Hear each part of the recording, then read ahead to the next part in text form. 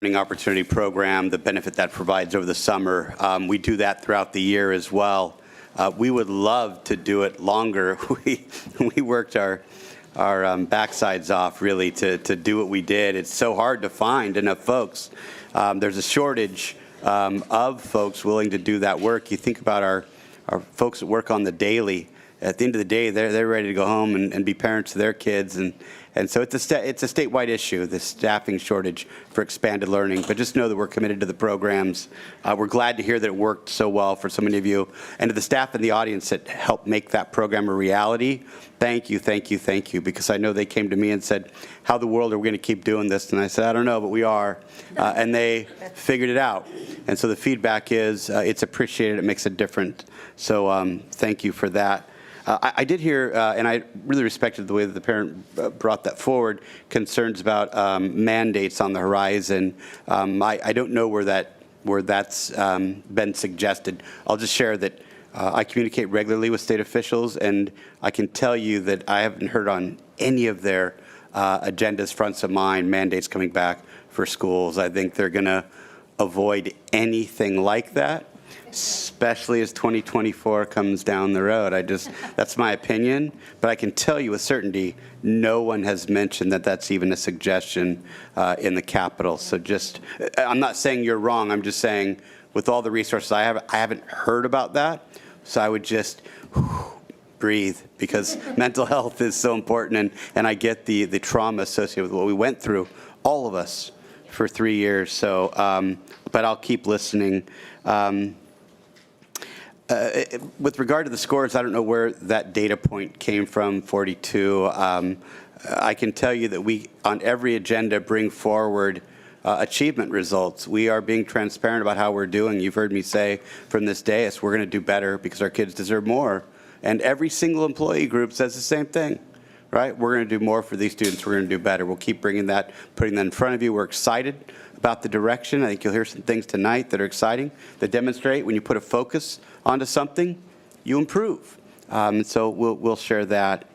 As far as private engagements outside of the school district's purview, I don't have a lot to say about that, except for I think it's important that we accurately represent how things happen. Otherwise, it's an intentional misrepresentation, right, of fact, which I think is problematic for lots of reasons.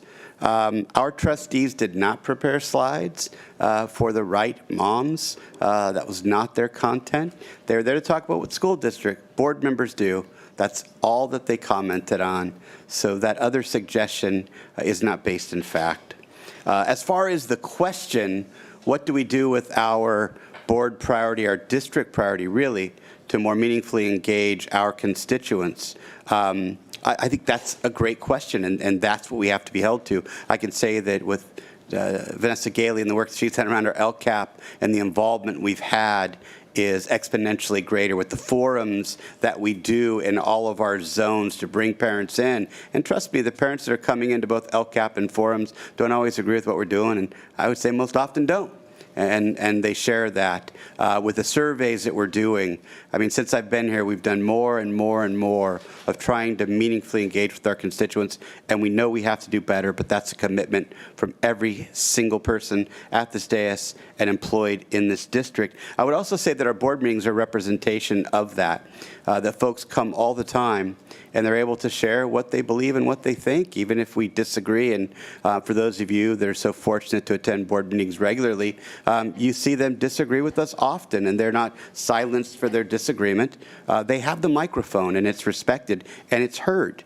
That's the process. Folks got to come and tell the board recently they shouldn't extend my contract. My wife was crushed, but that's that person's right. And with all due respect, we respect that. People come here and tell us every month what they do and don't agree with. That's the process. It's working. Just because we disagree or the board disagrees doesn't mean they haven't heard. They just might disagree. So we are going to keep getting better at that. As far, again, as some private meeting, I have no comments about that. The books was an interesting one because this comes up. It's a big topic around the state. I don't know what that group was talking about. I wasn't there again, so I can only speak to what we're doing here. And we're not looking at removing any books based on topics. That's not our interest. We want to make sure that books are age appropriate. We think that that's an obligation that we have to our students, to their families, and to the education process. But certainly, as were some of the examples, they were great examples, certainly not based on topic. And then with our parents that came and had the courage to address the board in Spanish, it's hard to do, and they're nervous. Thank you for being here. It's often frustrating because we can't answer some of those things, can't address